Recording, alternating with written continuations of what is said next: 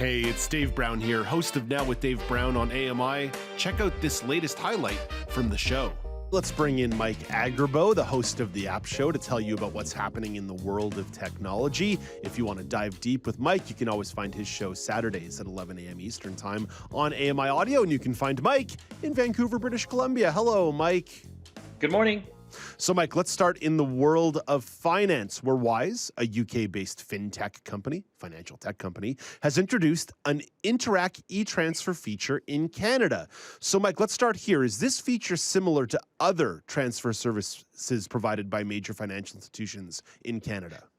Yes and no. This card is really aimed at people that do traveling. So if you're going international or even just going down to the States, this offers a really easy and cost-effective way to transfer funds from Canadian dollars into whatever currency that you want.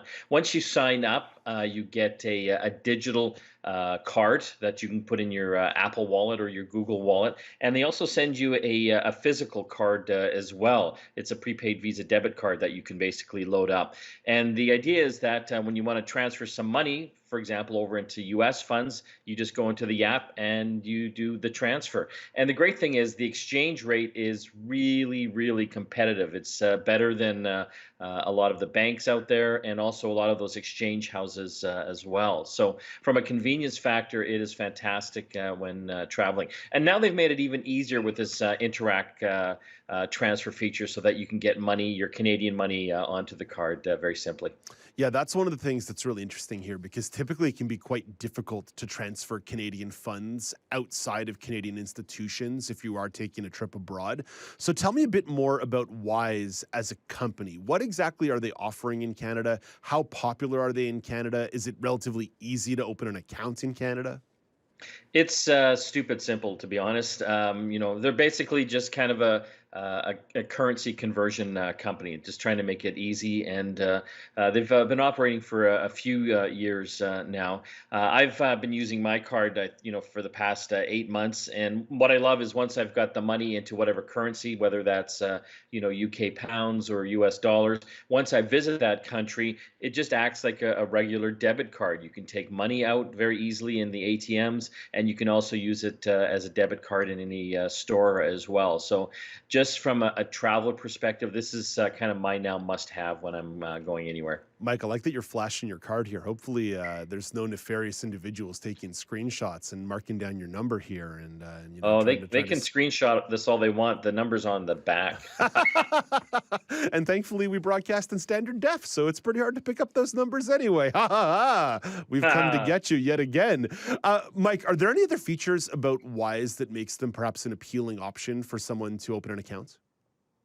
I think it's just a safe way to, carry money around with you instead of carrying a bunch of cash, currency with you. I feel seen. I feel seen. I tend to have a wad with me when I travel. A big wad and a passport, which you think would make me a pretty easy target for nefarious characters. Well, it's just saved me a lot of money because, lately I've just been taking my regular debit card with me, obviously, and using that in ATMs. But, you just get hosed on all the different fees, the transaction fee, the exchange fee, the ATM fee. By the time the dust clears, you're paying like $20, just to, take, $50 out. So Yeah. this is a much better way to do it. Again, it's a Wise card, and it's really simple to go to their website and sign up. Maybe And they're not paying me to say that. Well, there you go. Well, maybe I'm thinking too far here, but this also sounds a little bit like an answer to some of the centralization questions that have sort of been so appealing around things like Bitcoin or other forms of crypto, which say it's a little easier to move currency around through those formats, but this, of course, offers the stability of actual currency.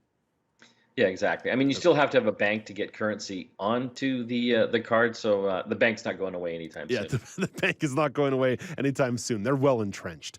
But Mike, what's coming down the pipeline? The future of foldable phones are here. We've been talking all about the Samsung Unpacked event and the flips and the folds and the phones, and it seems like this is maybe something that is working its way around and becoming more popular. So we had some reaction here from the Samsung Electronics mobile head, Rote Moon, who made some bold comments about the future of these phones. So what did Mr. Tae Moon have to say about the event?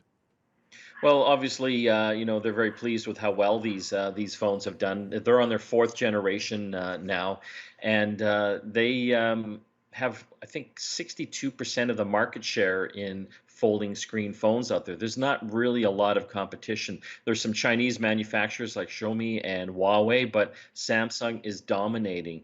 They've been having a few challenges in the flagship phone market. Apple's kind of slowly eating away market share in that space. So this is kind of a welcome, good news that these folding screen phones are doing well. Mike, I know it's only been about a week since we saw these phones released. I'm curious, has there been any reaction from folks who've maybe gotten their hands on them for some demo material? Yeah, we've had a chance to actually put them through their paces at our studio. They're fantastic. I mean, they haven't really done any revolutionary changes to them, since the first three. Kind of just like little iterative changes. They're obviously trying to make them more durable, stronger. The screen is 45% more durable. But other than that, not significant changes. The bigger tablet one has a bit of a better camera in it, but that's kind of about it. A little bit smaller, but it's interesting. The chairman, basically is predicting by 2025 that these folding screen phones will, be more than 50% of their flagship phone sales for Wow. Samsung. So Wow. that's pretty significant. That's a bold prediction. Do you think the market interest and the market desire for that is there? Great question. I mean, I love both of them. I think they're, great feats of engineering. They're sleek and beautiful. I do love the smaller one, the flip phone, or the Flip Z, and it just fits so nicely in the pocket when it folds out. It's got a beautiful screen. The cameras are nice. They've done well with them. I think they'll continue to do well. The biggest obstacle, just pricing.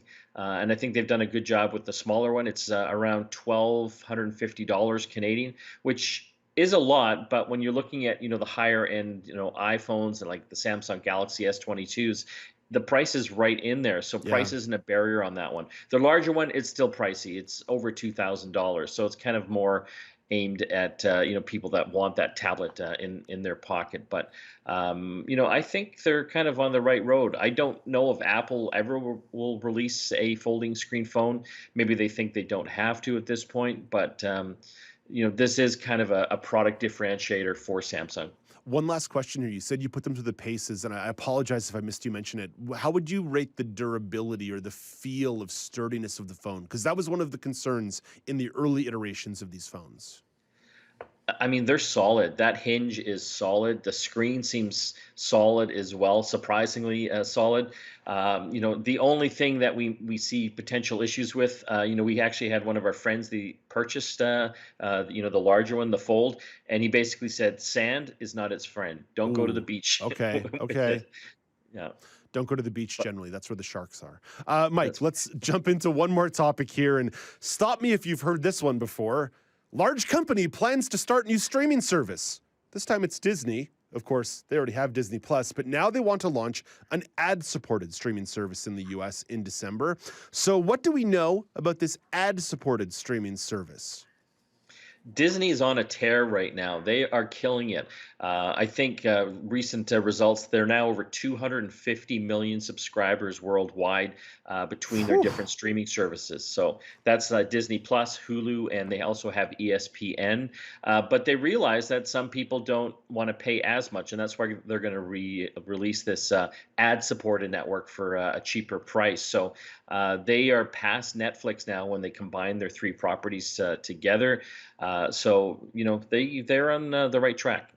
There's a little bit of finagling with the numbers there, though, because a lot of people have the package of the Yes. three things: the Hulu, the ESPN, and the Disney together. So to count that as three different subscriptions, that's a little bit like playing with the numbers, fudging with the numbers. But I'm willing to accept the point because the content inside Disney Plus is like incredible, incredible stuff. Just the vast library of studios that they have, and the fact is, any parent of a kid under 12 is probably pretty happy to have the Disney Plus to put on. Any notion of what the pricing is going to look like on the ad-supported side? I know we're still kind of waiting on what Netflix wants to do on that front. We know it already exists for companies like Peacock. The fact is Amazon Prime already has pre-roll ads inside their streaming service. And any sense of what the price point is going to be here for the ad-supported streaming? Well, they're being a little tricky Cagey? with it. Cagey? Well, not even cagey. They're raising the price of their, their Disney streaming service up by a couple bucks US. So I think what they're going to do is they're raising the price of the existing service, and if you want the ad-supported service, it'll be the same price as it is now, essentially. So I think like $7.99 US for Disney Plus. So it is kind of sneaky. There is no question on that, but. I think it will help them increase their subscriber base. They are like on an upward tick right now. Netflix, they're kind of plateauing. We'll have to see how that all affects them in the next year or so. Yeah.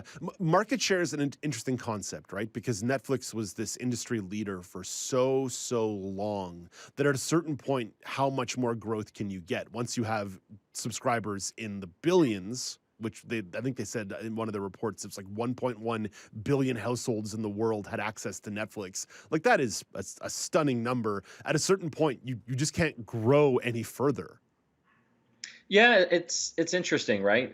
That's why they're looking. They've got, I think, 220 million subscribers, but when you factor in, the people sharing accounts and things like that, I think that's where they're trying to find their next bit of growth, because they're going to try to crack down on the sharing of accounts by charging their subscribers, a little bit extra for that to happen. So, they're trialing that down in a few South American countries right now, and you'll see that coming up into Canada and the US in the next year. I know my Netflix currently runs at about $20 a month, give or take, which I find is quite pricey. And I will say, if they could probably drop to a number that looks a little closer to Disney, which would say, let's say $7.99 for an ad-supported service, I would do it. My one condition, Mike, I only want pre-roll ads. Do not mess with my content in the middle. They'll mess with your content in the middle. They will do the YouTube and mess with my content in the middle. But their price isn't going to go down. Yeah, their price isn't going to go down significantly. The ad-supported network, maybe it'll go for $10. The only thing that is sure is Disney's going to raise their prices as they get more content into their system. Yeah. And already they're bundling, their three services together. That price isn't going up. They're trying to get people to get the bundle, the three services, the Hulu, ESPN, and Disney Plus. Well, that ESPN Plus, if you're a sports fan, is quite useful, because you never know when you want to watch Hawaii play a midnight game on a college football Saturday as you're chasing your 3 p.m. losses. But before we go too deep into my Saturday habits, let's say goodbye to you, Mike. Mike, have a great day.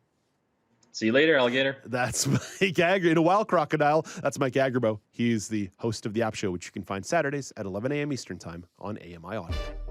Do you want to dive into more conversations like this? Watch Now with Dave Brown weekdays at 9 a.m. Eastern on AMI.TV, or download the podcasts wherever you listen.